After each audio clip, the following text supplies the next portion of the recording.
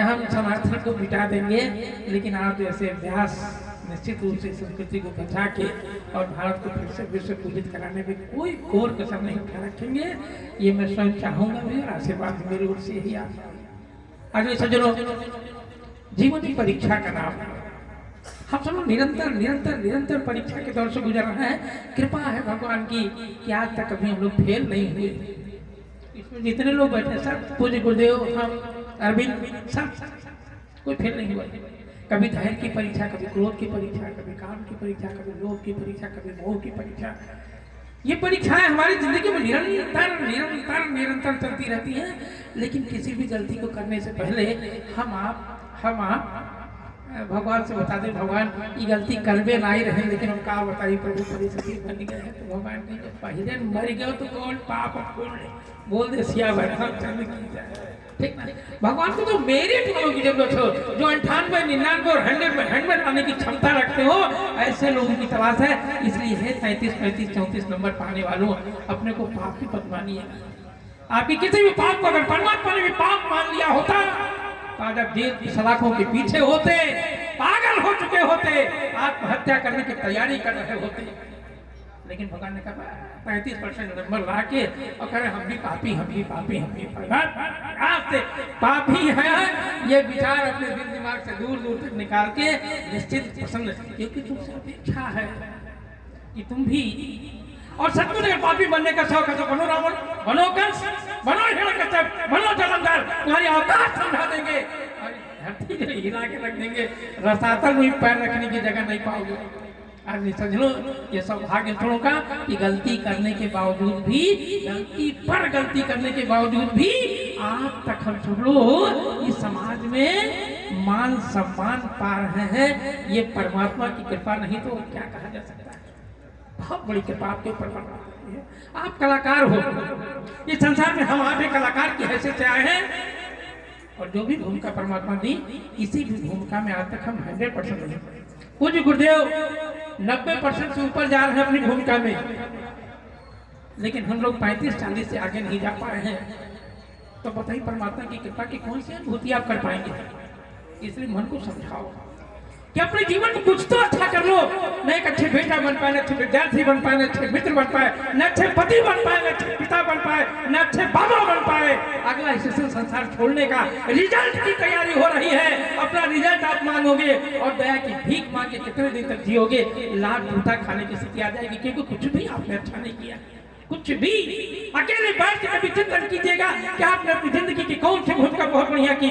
अरविंद के लिए भी, सबके लिए कौन सी भूमिका आपने एक अच्छे मित्र बन सके क्या, जिसकी कथा चल रही भगवान कृष्ण। वास्तव में जिस दिन सुदामा जी को अपने सिंहासन पे आरूढ़ कराया था, पूरी द्वारिका को आश्चर्य हुआ था कि आखिर ये कौन सा व्यक्ति है। फटे हाल व्यक्ति है, पैर में बीमारी फटी हुई है, और इस व्यक्ति को आसन पर बैठा के और स्वयं द्वारिकाधीश त्रिलोकीनाथ अपने आंसुओं से सुदामा का पैर धो रहे हैं। अरे हद कर दिया। आज तक इस संसार में दूसरा कोई मित्र ऐसा पैदा नहीं हुआ। आप तो ये मित्रता की कसौटी पे आप कहां पहुंचे हो, आप कहां पहुंचे हो। अपने मन को समझाने की कोशिश कीजिए। मैं सिर्फ प्रार्थना करने आए हो। अरविंद को बहुत मानता हूँ, इनके एक निवेदन भी जहाँ कह दें जब कह दें। अजय सिंह को मैं बहुत मानता हूँ, अजय पुत्र बैठे हुए हैं, और जब भी कभी अजय भी कहीं याद करते हैं विधायक जी अपने, तो निश्चित पहुँचता हूँ, चाहे जिस मंच पे, मुख्यमंत्री का मंच हो चाहे दुनिया का मंच हो। अगर अजय ने याद किया है तो मैं पूछता हूँ। आज इसलिए निवेदन करने आया हूँ कि कुछ भी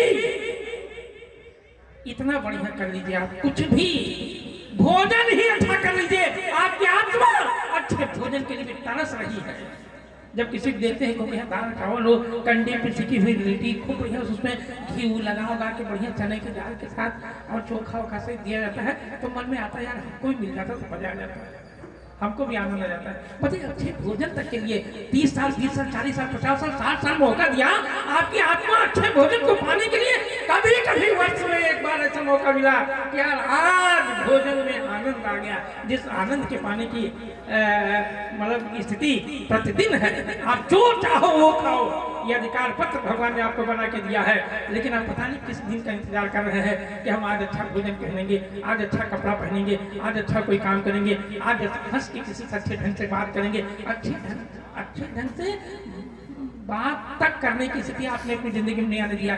माँ से कैसे बात करना, बहन से कैसे बात करना, बेटी से कैसे बात करना, अरे कितनी बड़ी ये सब परीक्षाएं हैं और सारी परीक्षाएं प्रतिदिन हो रही हैं। एक गृहस्थ से बड़ा परीक्षार्थी इस संसार में दूसरा कोई नहीं हो सकता। गृहस्थ सबसे बड़ी, अरे इतनी जल्दी जल्दी रोज, अभी वो बहन से बात कर रहा है, अभी बेटी से बात कर रहा है, माँ से बात कर रहा है, तो अपनी भाभी से बात कर रहा है, अभी पड़ोसी से बात कर रहा है, किससे किससे इतनी जल्दी जल्दी जल्दी जल्दी उसके रोल बदल रहे हैं। लेकिन वाह रे आप कलाकार, हर रोल में आपने 35 इसको बढ़ाने की आवश्यकता है। यही निवेदन करना है कि जिंदगी को जो भी भूमिका आपको मिली, अगर अध्यापक है तो विद्यार्थी कहते बिना कहे ही आपके चरणों में साष्टांग दंडवत कर दे, ये एक अध्यापक की भूमिका होनी चाहिए। आप करते क्या है भैया, सुरती लाइन है तो चूना की व्यवस्था करो जल्दी से।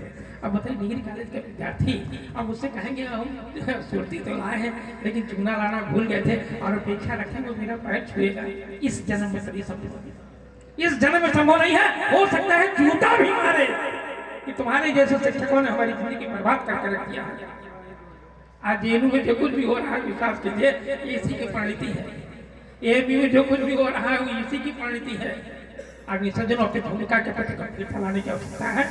हम सब लोग कर्जदार हैं, कर्जा बांटने आए हैं और जब तक कर्जा नहीं बांट दोगे तब तक जीना पड़ेगा।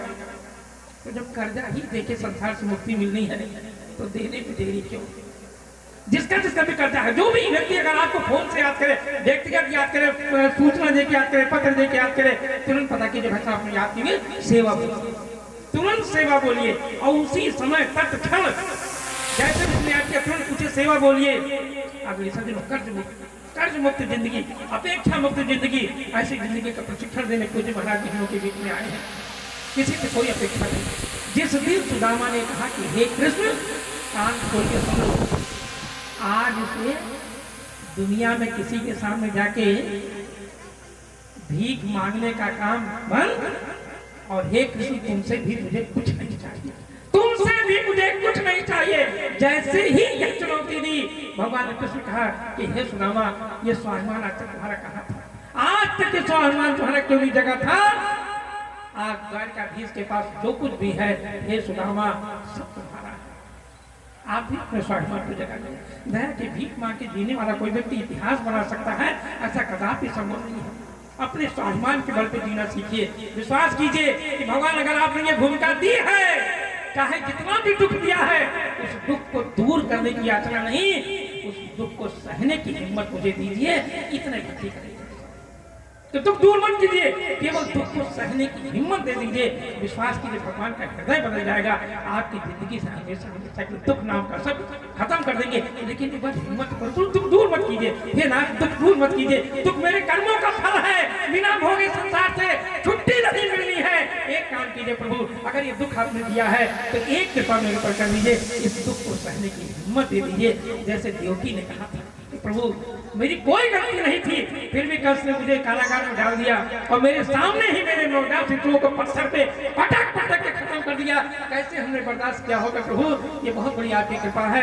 जिस दिन किसी ने भी इतना तक कष्ट सहने की हिम्मत भगवान से मांग ली, उसी दिन प्रतिबंध नहीं हो जाएगा। आप और आपके महाराज जी के बीच में बहुत ज्यादा बाधा पड़ते हैं। अरविंद की पूरी मंडली को और पूज्य महाराज जी के साथ जितने संगीत में लगे हुए सहयोगी हैं, सबके प्रति कृतज्ञता ज्ञापित करते हुए मैं आपके बीच से विदा चाहूँगा। इतना सम्मान मुझे आज तक कभी नहीं मिला था। अरविंद, ये मंच बिल्कुल धन्य हुआ। पूज्य महाराज जी की कृपा खूब मेरे ऊपर बरसी और भगवान को इच्छा मिला, हमने महाराज जी की कृपा गई। सबको धन्यवाद।